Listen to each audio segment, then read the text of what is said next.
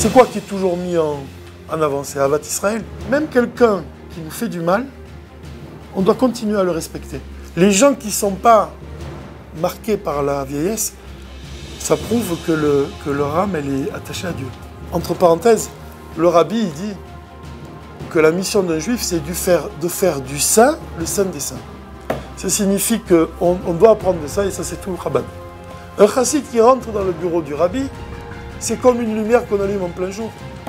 On doit apprendre que même dans les endroits les plus bas, on doit révéler la Kedusha.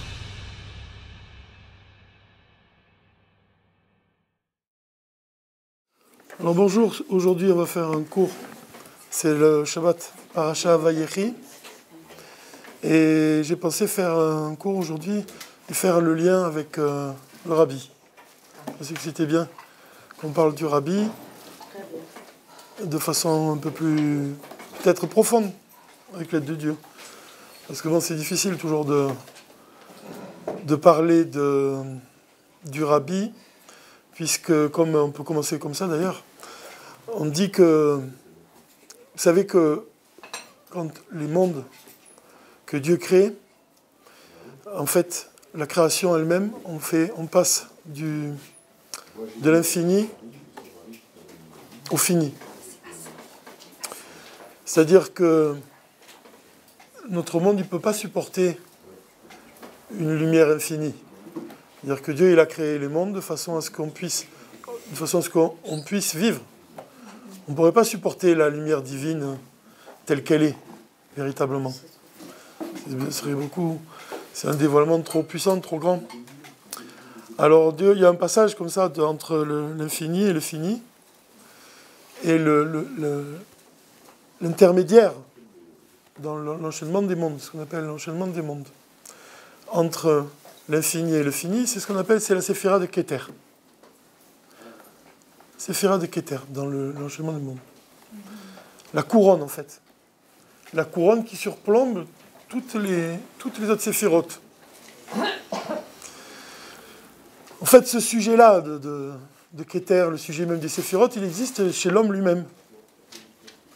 Puisqu'on peut parler dans l'âme de l'homme, on parle de niveaux qui sont du niveau de Keter, c'est l'essence de l'âme, et l'âme, telle qu'elle s'habille dans le corps, c'est le Nefesh, Roach, Neshama. Nefesh, c'est l'âme vitale, c'est la vitalité du corps.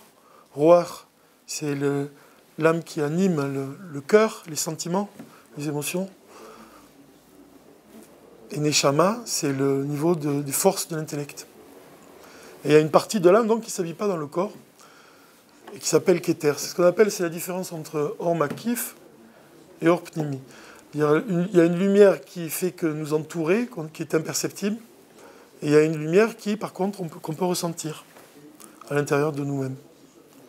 C'est-à-dire qu'on peut appréhender cette lumière-là, puisque c'est la vie même de chaque juif qui s'exprime dans les vêtements de son âme, dans sa pensée, ses paroles et ses actes. Et puis il y a des forces de l'âme qui sont supérieures et qu'on ne perçoit pas, qu'on doit révéler, qui exigent un travail. On peut dire que de la même façon, on pourrait comparer. On compare d'ailleurs tout le peuple juif à un grand corps. Un corps, il possède les membres du corps et la tête. Donc le rabbi lui-même, les initiales même du mot rabbi, c'est Rosh Béné Israël. C'est la tête du peuple juif. Rosh Béné Israël. Rabbi. Et chaque juif, il représente une partie de ce grand corps. En d'autres termes, on dit que nous-mêmes, l'Assemblée d'Israël, on constitue les pieds de Moshe. Puisque le rabbi lui-même, c'est le Moshe de notre génération. Donc les pieds, pourquoi? Parce qu'on représente l'action. Puis on représente aussi la partie la plus basse du corps. C'est-à-dire qu'il faut comprendre que l'Assemblée d'Israël, elle est constituée, on dit d'ailleurs Tzibour, quand on parle de Tzibour, l'Assemblée, c'est les initiales, c'est Tzadik, Bet, Resh, Tzadik, c'est-à-dire le peuple d'Israël est composé de Tzadikim, comme la lettre Tzadik. De la lettre Bet, c'est les Bénonim, des juifs qui sont pas au niveau de Tzadikim, mais qui sont au niveau de Bénoni, c'est un très haut niveau. Et puis le Resh, ça correspond à Rishaim. Donc, ce sont ceux qui ne sont pas encore des tzadikim, les Rishaim. Et en fait, on voit que donc toute l'Assemblée d'Israël constitue les pieds de Moshe. Et ça, on voit ça dans l'enchaînement des mondes. Puisqu'on voit que dans l'enchaînement du monde, il y a le monde du monde supérieur, le monde d'Atsilut, puis ensuite on descend dans le monde de Bria, le monde du Yetzira, le monde d'Assia. Et la couronne qui surplombe tous ces mondes-là, c'est le séphira de Keter. Donc Keter, en fait, c'est quoi précisément? Elle a deux niveaux. On dit que c'est le plaisir et la volonté de Dieu. C'est-à-dire c'est ce qui se situe entre le Dieu et sa création. Dieu, il a d'abord le plaisir de créer le monde, et ensuite, ce plaisir, il devient effectif, il s'exprime par une volonté de créer le monde. Donc ce niveau de Keter, en fait, il correspond à ces deux niveaux-là, et cette couronne-là, en fait, qui surplombe l'enchaînement du monde, on pourrait donner comme exemple, pour comprendre un peu pourquoi on parle de ça aujourd'hui. Pour expliquer qu'en fait, vous savez que le rabbi recevait des juifs en entretien privé, ce qu'on appelle une yechidout. Une yechidout, c'était un entretien privé dans le bureau du rabbi. Et chaque juif qu'il recevait, donc il rentrait dans le bureau et il parlait avec le rabbi, il lui exprimait ses doutes, ses questions, ses peines, ses espoirs, il lui demandait sa bénédiction. Donc il demandait de recevoir des forces du rabbi pour assumer sa mission. Donc c'était un moment vraiment très important. Les moments où un juif se trouvait, ceux qui ont eu le mérite de rentrer dans un entretien privé chez le rabbi, c'est certainement un moment qui les a marqués pour toute leur vie. D'ailleurs que c'était un moment où on venait puiser de la lumière, en fait. On peut comparer aussi ce moment-là, en fait, on peut le comparer au moment où chaque juif, l'âme de chaque juif, avant de descendre dans un corps, elle fait la promesse à Dieu, dans le Tanya, il commence comme ça. Une âme, avant de descendre dans un corps, elle fait la promesse à Dieu, soit un tzaddik, soit un juste, et ne soit pas un méchant. Et même si tout le monde te dit que tu es un tzaddik, tu seras à tes propres yeux comme un méchant. Donc l'âme promet à Dieu d'être un tzaddik, avant de descendre dans le corps. Cette descente-là, en fait, c'est pour une élévation. C'est un principe de la chassidoute. Chaque descente dans notre vie, c'est pour monter à un niveau encore plus haut. Chaque épreuve que quelqu'un y rencontre dans sa vie, elle lui est envoyée pour s'élever à un niveau plus haut. Et de la même façon, l'âme qui descend dans un corps, auparavant elle était unie à Dieu, elle était dans les mondes supérieurs, donc. Pourquoi elle descend dans un monde aussi bas, dans un monde où il est donné la possibilité de choisir entre le bien et le mal, dans le monde en fait où il y a ce qu'on appelle les clipotes, les forces du mal. Pourquoi l'âme doit descendre dans ce monde-là? Ce n'est pas une fin en soi, cette descente. Cette descente-là, c'est pour s'élever à un niveau encore plus haut que l'endroit d'où elle vient. Alors d'où elle vient, en fait? On dit elle vient de la pensée de Dieu. L'âme, c'est écrit dans le Tanya. L'âme d'un juif provient de la pensée de Dieu. Qu'est-ce qui est plus élevé que la pensée de Dieu? C'est une question. C'est une question. Il y a quelque chose de plus élevé que la pensée de Dieu. En fait, il faut comprendre, et ça c'est vraiment un point qui est important, c'est que la pensée, la parole et l'action, ce sont des vêtements de l'âme. Des vêtements de l'âme. C'est-à-dire que l'âme... Pourquoi un vêtement? Ça veut dire quoi? Ça veut dire que l'âme, elle s'habille à l'intérieur de la pensée, ou alors l'âme, elle va s'habiller à l'intérieur de la parole, ou elle va s'habiller dans l'action. Mais l'âme, elle est supérieure à la pensée, la parole et l'action. Les vêtements de l'âme, la pensée, la parole et l'action, ce sont uniquement des vêtements, mais ce n'est pas l'âme elle-même. Ça veut dire que qu'est-ce qui est supérieur à la pensée de Dieu? Ça, c'est ce qui est vrai pour la pensée de l'homme, c'est aussi vrai pour la pensée de Dieu. C'est l'essence divine. L'essence divine. Ça veut dire que l'âme qui provient de la pensée de Dieu, c'est Tzedek, il enseigne, ou les Lamoram Saïd, tous les Rebbeim Chabad, ils enseignent ça, que l'âme, elle descend, donc elle provient de la pensée de Dieu, elle descend dans ce monde pour assumer une mission, accomplir une mission, pour s'élever ensuite et atteindre l'essence. En fait, l'essence, atteindre l'essence, c'est ce qu'on attend tous. C'est le dévoilement de l'essence divine dans ce monde, c'est la venue du Mashiach. Donc ça, c'est la mission de l'âme.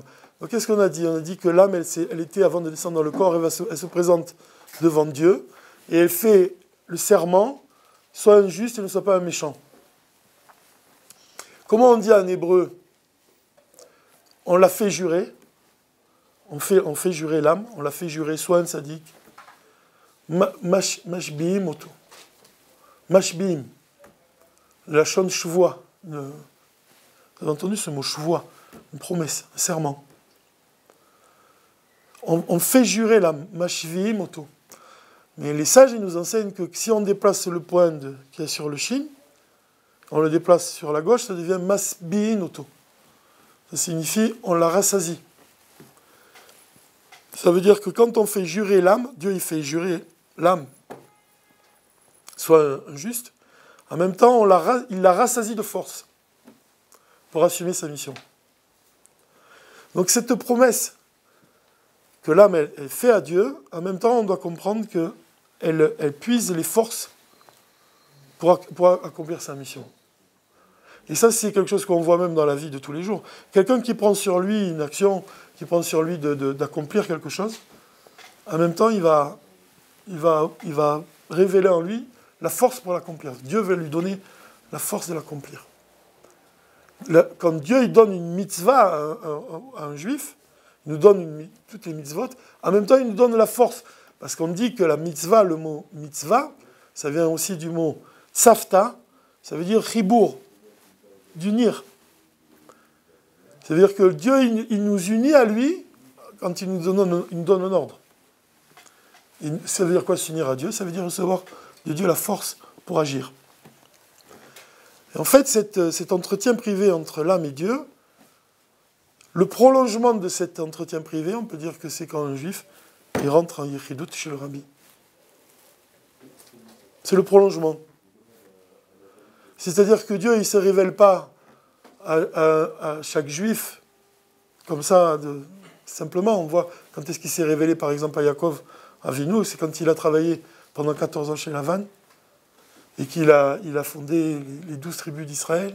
Il s'est conduit comme un tzaddik, et quand il est retourné à la maison de son père, en fait, à ce moment-là, Dieu, il est allé à sa rencontre.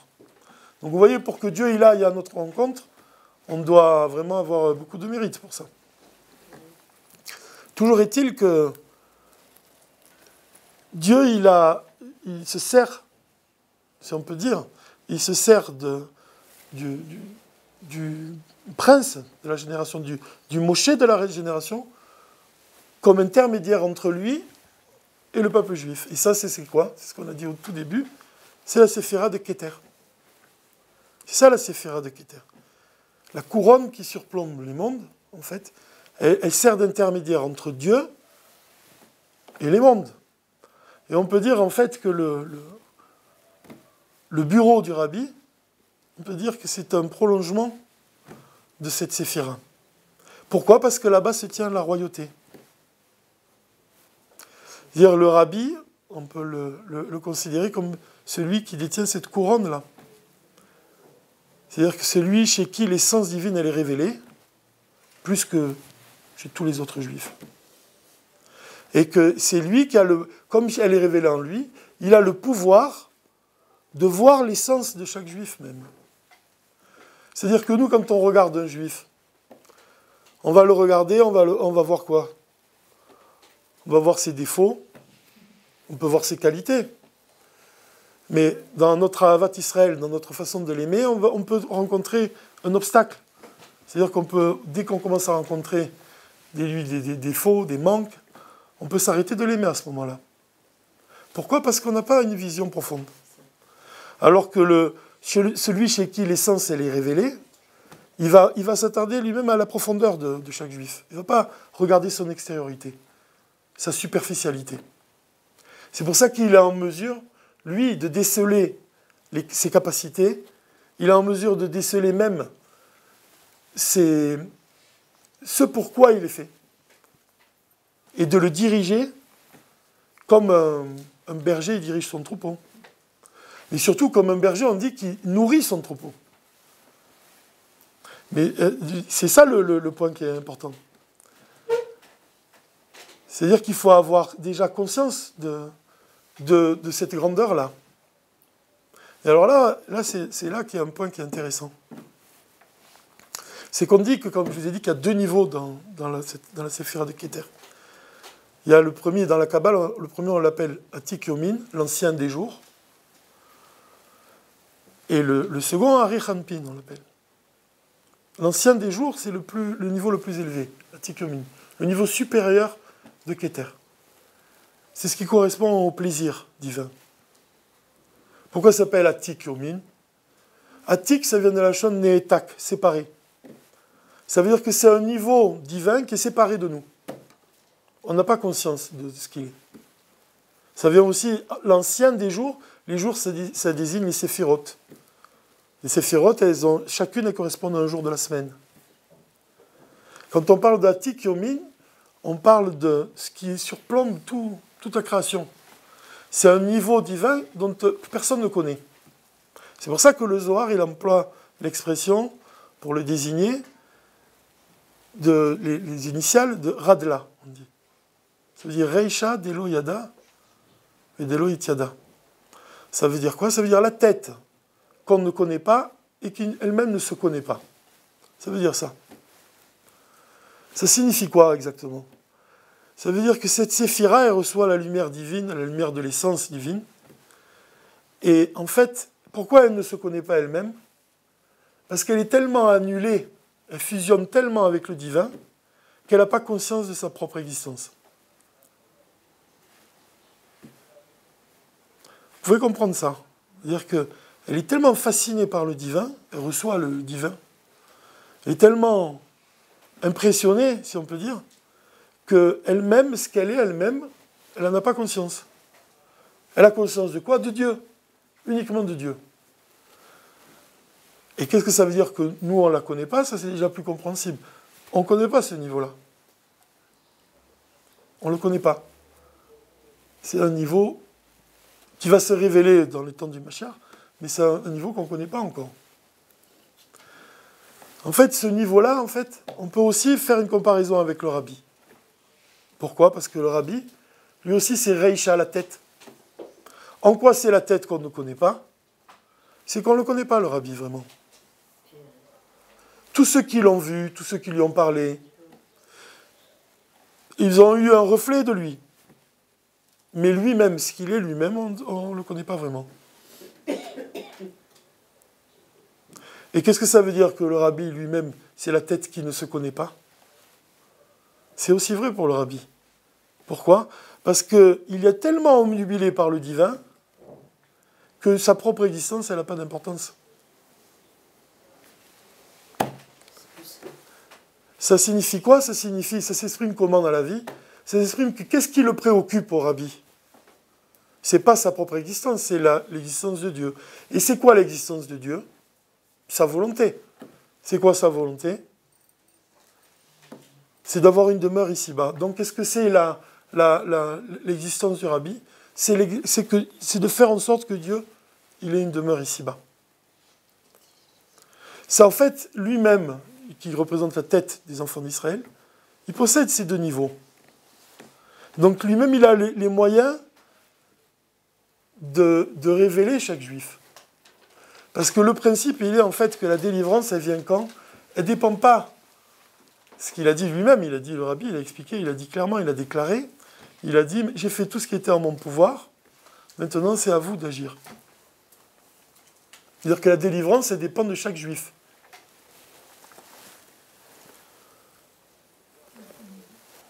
Ça veut dire que chaque juif, il a une mission à accomplir. Et ça s'exprime dans le verset de la Torah, dans lequel il est dit « Ve'ata tetzavé et béné Israël » tu ordonneras aux enfants d'Israël de t'apporter de l'huile pure concassée d'olive pour allumer la menorah. On vient de passer Hanouka, ça tombe bien.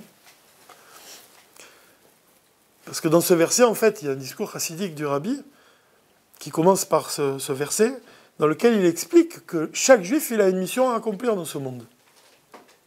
Il doit apporter de l'huile à Moshe. Il doit apporter de l'huile au Moshe de la génération.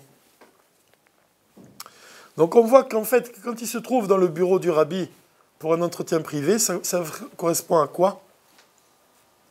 Au moment où, qu'on a dit, qui est comparable au moment où l'âme elle se tient devant l'Éternel et Dieu lui donne la force, il lui fait jurer d'être un sadique et lui donne la force pour accomplir sa mission. De la même façon, le berger d'Israël, il a pour mission de nourrir l'âme aussi de chaque juif, puisqu'on dit que Mefarnes Be'emuna, il nourrit l'âme de chaque juif de foi, de Emouna, et il lui donne une mission. Alors, il y a une sikha, puisqu'on approche aussi de Yud Shvat. Yud Shvat, c'est une date importante chez Chabad, et même dans le judaïsme tout entier. Pourquoi? Parce que c'est le moment où d'abord le Rabbi Eretz il a quitté ce monde. Et c'est le moment où un an après, à la même date, le Rabbi il a pris en main, il a pris tout le commandement du mouvement Chabad. Le Rabbi il explique dans une sikha que le Rabbi Rayatz, quand il recevait un chassid dans son bureau, il lui donnait une mission à accomplir. Il lui disait de se rendre dans tel endroit, pour renforcer le judaïsme, pour enseigner le Aleph-Bet aux enfants, pour inculquer le Tanya, les bases de la chassidoute, pour diffuser les sources du chassidisme à l'extérieur, du Baal Shem Tov. Et donc le chassid, il quittait le bureau du Rabbi, après avoir reçu cette mission-là. Mais ce qui est intéressant, c'est que le Rabbi il dit que quand il quittait le bureau du Rabbi, il quittait le bureau et il se trouvait déjà dans un lieu éloigné dès qu'il passait le seuil. Dès qu'il passait le seuil, il se trouvait dans un lieu éloigné. Pourquoi? Parce qu'il manquait déjà de la pleine beauté qui était à l'intérieur du bureau. Comme ça, il dit. Il manquait déjà de la pleine beauté qui était à l'intérieur du bureau. Nous, on traduit par pleine beauté. Mais les mots en hébreu, c'est tiferet, pour désigner la beauté. Mais tiferet, c'est une des séphiras, des séphirotes. Tiferet, donc ça désigne la beauté. Mais surtout aussi, ça désigne dans la partie profonde de la Torah, c'est l'attribut de Tiferet, c'est celui qui réalise l'union et qui établit l'équilibre entre les contraires.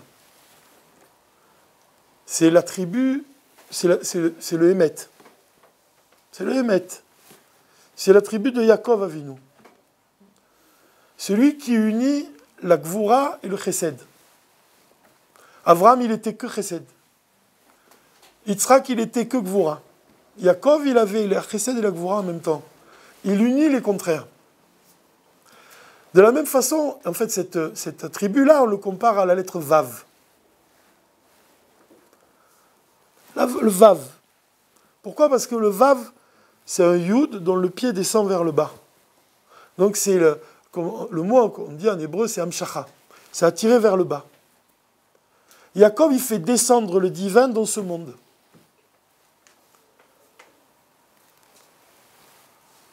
Et en même temps, comment il le fait descendre? En établissant l'équilibre entre les opposés, entre les contraires.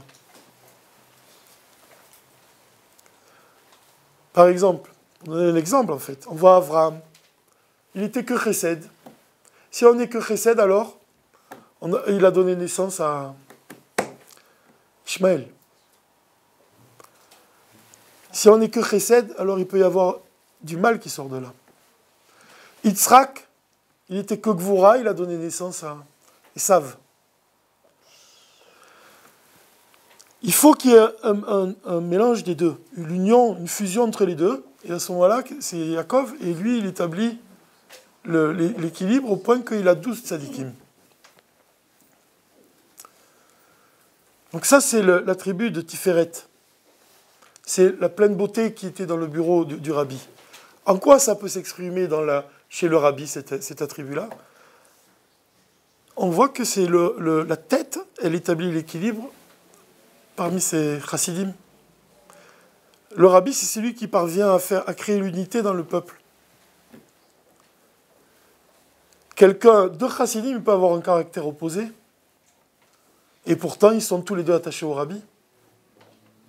Pourquoi? Parce que le rabbi il va voir les qualités de chacun, et il va les révéler, et il fait en sorte que les deux ils puissent vivre ensemble.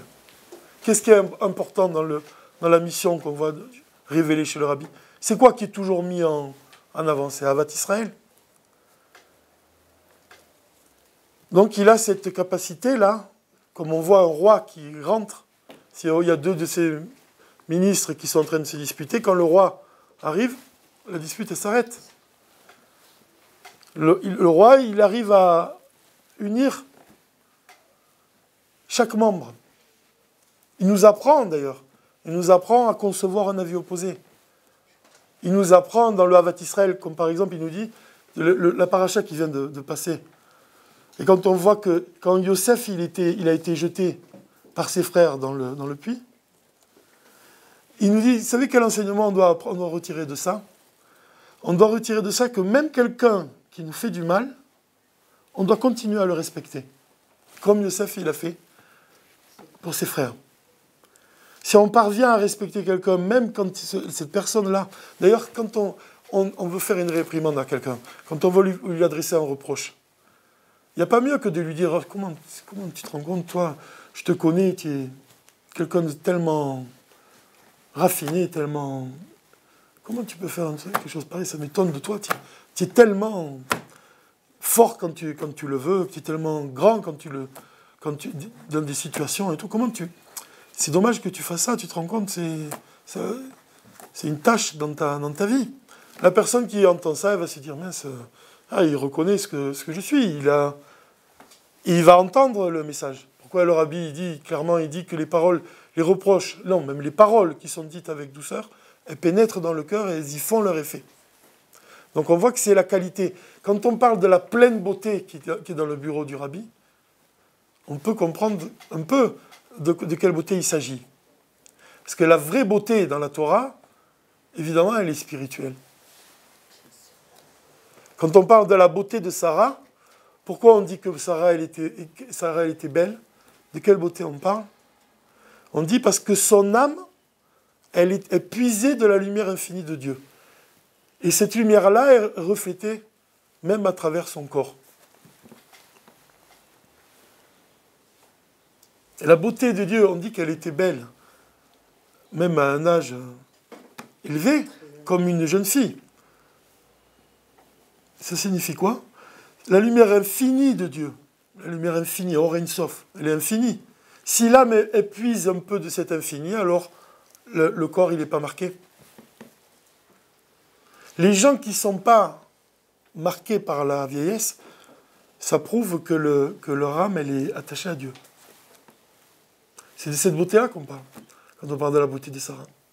La beauté, elle n'est pas superficielle, elle est profonde. Même l'art lui-même, on peut dire que la beauté dans l'art, elle a un contenu profond. Si l'art, il n'a pas des bases divines de Torah, alors il n'a pas des raisons d'exister. Révéler la beauté, que ce soit dans une musique ou dans un livre, dans un roman, dans une poésie, dans une œuvre, quelle qu'elle soit, c'est révéler le divin. Celui-là, ça c'est une beauté qui est éternelle. C'est parce que d'un autre côté, on dit qu'une couleur suffit à nous aveugler parfois. C'est-à-dire que si on voit la couche superficielle, celle-là finit par tomber. Mais la vraie beauté, elle est éternelle. C'est la beauté de Sarah, c'est la beauté dont le rabbi parle quand il dit qu'un chassid qui quittait le bureau du rabbi, alors qu'est-ce que ça veut dire quand on dit que dès qu'il passait le seuil, c'était déjà un lieu éloigné?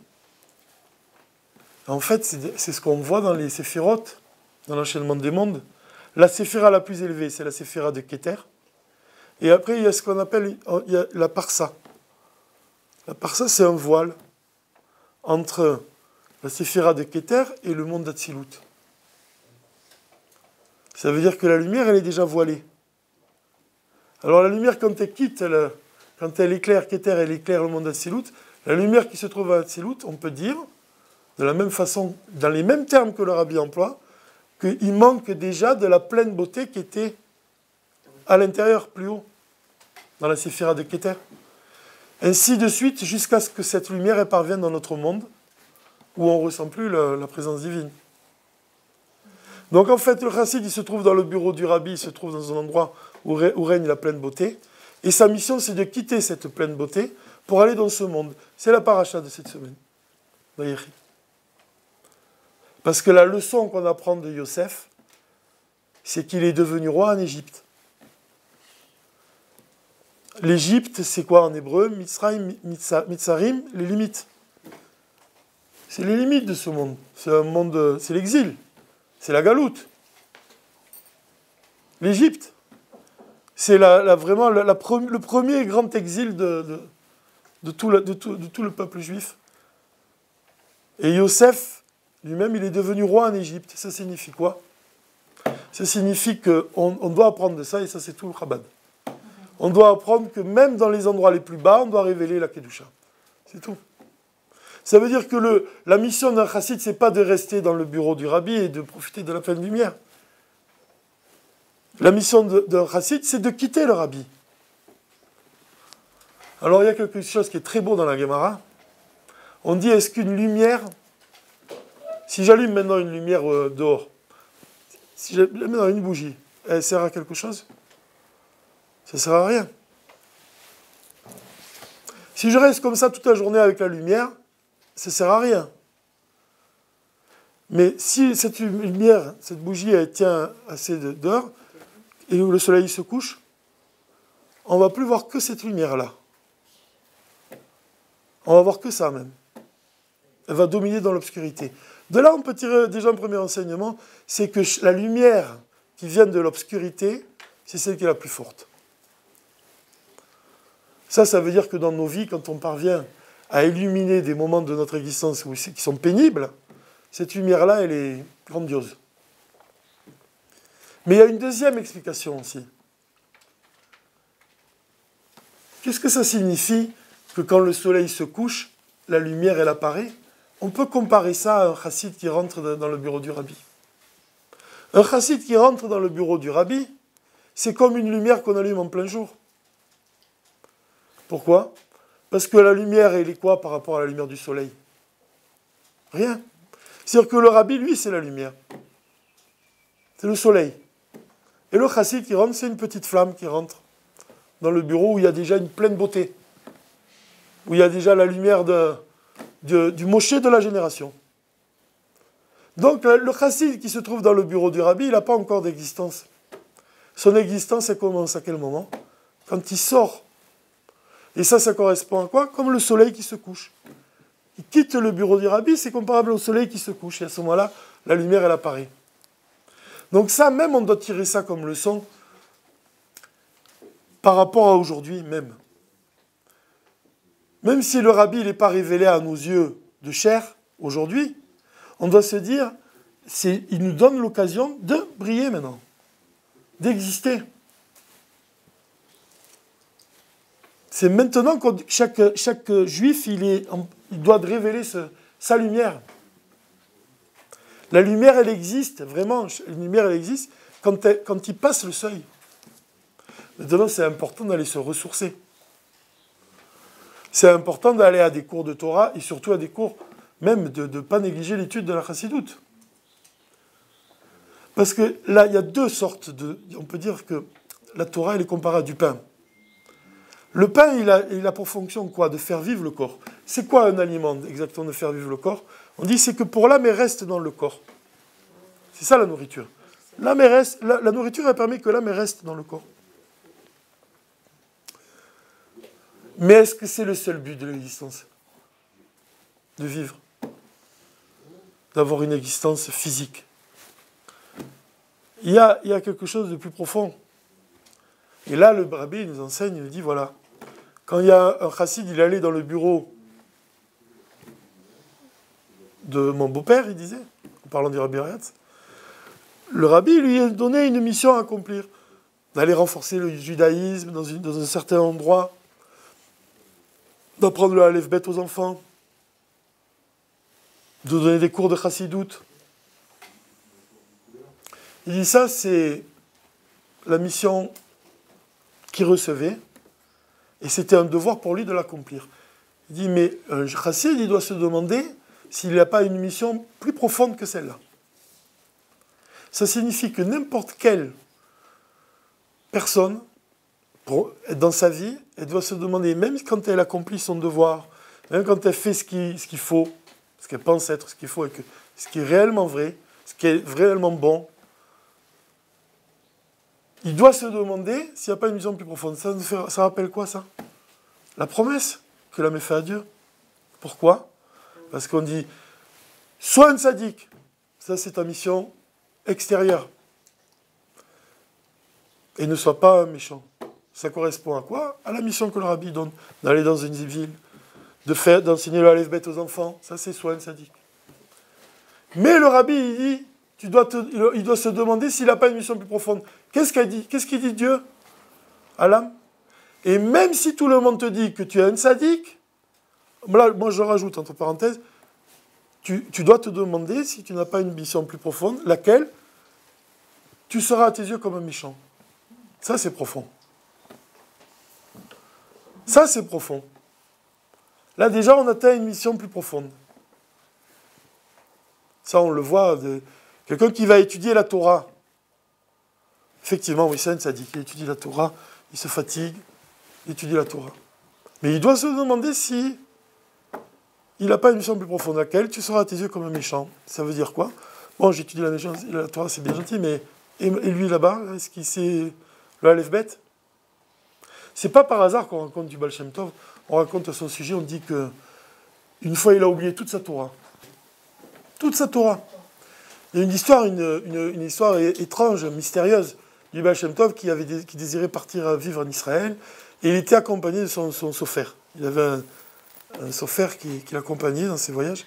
Avec lui, il était son ami, son chassid, qui s'appelait Rav Tzvi. Et il a oublié tout. Baal Shem Tov. Il a tout oublié. Qu'est-ce qu'il a fait? Il a demandé à son sofer, rapprends-moi le Aleph Bet. Et il lui a dit Aleph Bet, Gimel. Il a appris le Aleph Bet. Et à ce moment-là, toute sa Torah est revenue. Donc le rabbi, quand il dit que sa mission, la mission extérieure, c'est d'aller enseigner le Aleph Bet à des enfants, c'est pas rien. Parce que uniquement la lettre Aleph, elle représente l'essence divine. L'essence divine, la première lettre qu'on apprend à un enfant, en fait, c'est le Aleph. Elle représente en elle-même l'essence divine, c'est autour d'elle que tout se construit. C'est l'essence qui se trouve dans chaque chose. Il y a une histoire aussi, quand on parle du bureau du rabbi.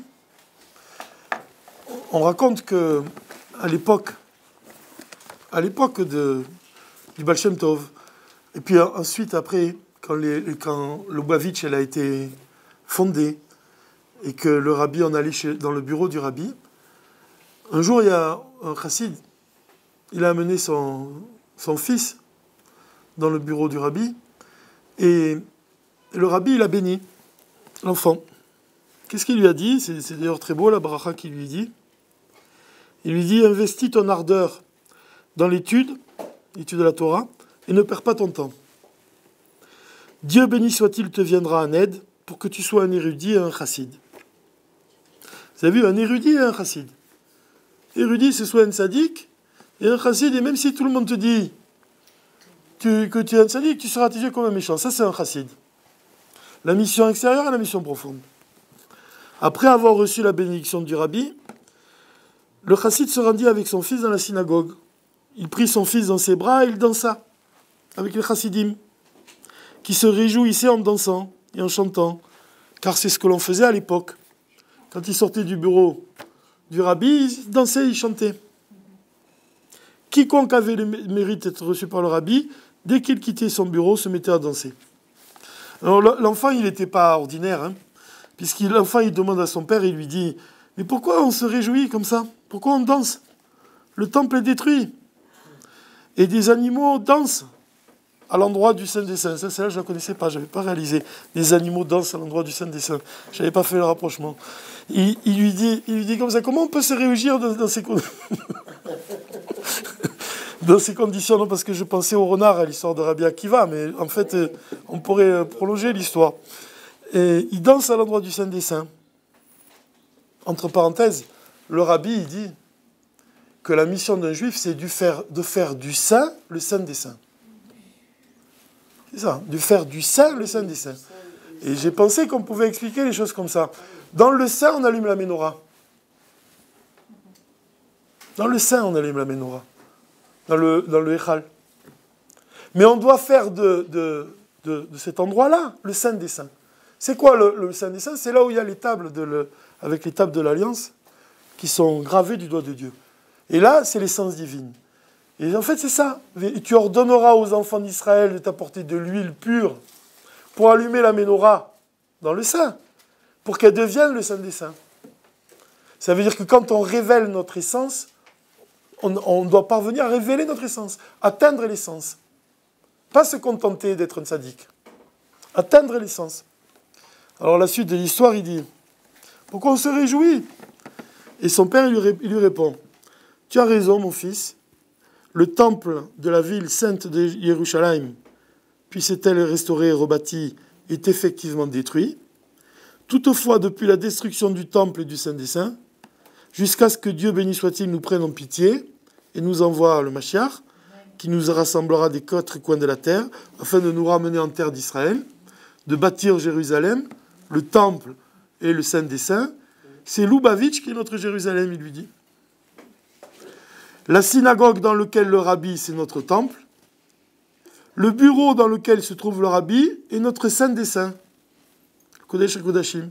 Et le rabbi lui-même est pour nous l'arche sainte, dans lequel se trouvent les tables de la Torah, écrites du doigt de Dieu, béni soit-il. Donc quand on lit cette bénédiction-là, et que là on voit que les chassidim, ils ont comparé le rabbi à l'arche. Qu'est-ce qui brille dans l'arche en fait? C'est la lumière de Keter. L'arche elle-même, en fait, c'est un objet divin. C'est Dieu qui l'a créé, c'est Dieu qui l'a façonné. C'est Dieu qui a gravé les lettres dans les tables. C'est l'écriture du doigt de Dieu. C'est un acte divin.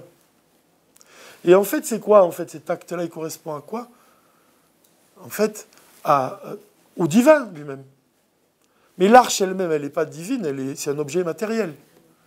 En quoi elle est matérielle? C'est qu'on peut la mesurer. Et en fait, cette arche qui contient les tables de la loi, c'est l'union entre l'esprit divin et la matière. En fait, on dit l'union entre l'esprit et la matière, pour donner un exemple dans la Torah, c'est comme Eliezer quand il a été chaliar pour ramener Rivka à Yitzhak. Rivka, c'est une rose parmi les épines. Elle, on peut la comparer en fait à la matière, puisqu'elle est dans un monde matériel, dans un monde où les gens ils veulent assouvir des désirs matériels, et il l'a amené à Yitzhak, que lui il représente le divin. Donc le mariage de Rivka et de Yitzhak, il représente l'union entre le divin et le matériel.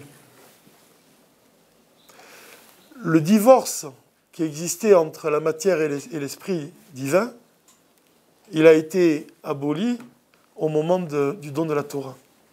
Quand Dieu il a donné la Torah, il a permis en fait à chaque juif d'unir le divin avec la matière de ce monde. Le fait qu'on accomplisse les mitzvot, les commandements de Dieu, on va sanctifier la matière de ce monde. Et on va sanctifier même la matière de nous-mêmes, notre âme animale. Le but, c'est quoi le but? Le but, c'est quoi le Messiro Nefesh aujourd'hui? C'est quoi la mission en fait? Quand on dit Messiro Nefesh, On doit donner notre âme à Dieu. C'est quoi aujourd'hui, Mission Nefesh? Il s'exprime comment? Par le fait de transformer notre âme animale en âme divine. C'est-à-dire, on doit forcer notre âme animale à aimer Dieu. L'âme animale, elle correspond à ces désirs qui sont corporels, qui sont matériels. Et en fait, ces désirs-là de l'âme animale, comme on le voit à Shabbat par exemple. Quand on parle de Chol, à Shabbat, tout le monde est réveillé à la table. On parle de... Tout le monde... S'il y en a un qui commence à parler de Torah, il y en a 2 ou 3 qui s'en dorment, qui se désintéressent. C'est vrai, au moment de Shabbat. Si on recommence... Alors, le truc, c'est de commencer à parler un peu de Torah. Puis, dès qu'il y en a 3 ou 4 qui s'en dorment, on reprend sur le rôle un peu pour réveiller, hop, et on enchaîne sur la Torah. Mais ça nous montre quoi, en fait? Les deux incitations, les deux penchants. Il y a un désir divin, de l'âme divine, d'écouter des paroles de Torah, de s'attacher au divin. Et il y a le désir de l'âme animale de s'attacher à la matière de ce monde. Depuis le péché de l'arbre de la connaissance et du mal, on ne ressent plus le divin, on ressent la matière. Et on est attiré par la matière. L'union, le mariage de Rivka et d'Yitzhak, qui représente l'union entre les deux. Et en fait, la matière et l'esprit, ils doivent fusionner ensemble. C'est bientôt Kavdalé Tevet. Bientôt le Kavdalé Tevet. La Histalkout de Morazaken. Vous savez que le rabbi, il a expliqué qu'au sujet de la Histalkout de son beau-père, quand il est parti, il a dit que quand un tzaddik, il quitte ce monde, son âme, elle est plus... Même un tzaddik, on peut dire chaque juif même. Hein, son âme, elle est plus prisonnière du corps. Elle est libérée du corps, donc il peut agir au-delà des limites du corps. Il peut agir plus que de son vivant. Il agit plus que de son vivant. Et il dit que c'est une raison pour se réjouir. Mais là, on parle d'une joie profonde, en fait. Si on doit révéler, c'est ça la mission profonde, aussi. C'est d'avoir une perception de ce monde différente. Quelqu'un qui va accepter le départ de quelqu'un, c'est une chose déjà. Mais quelqu'un qui va se réjouir, c'est une mission profonde. Parce qu'il va se dire, intérieurement, il va se dire, l'âme, elle est plus prisonnière du corps, elle peut agir encore plus.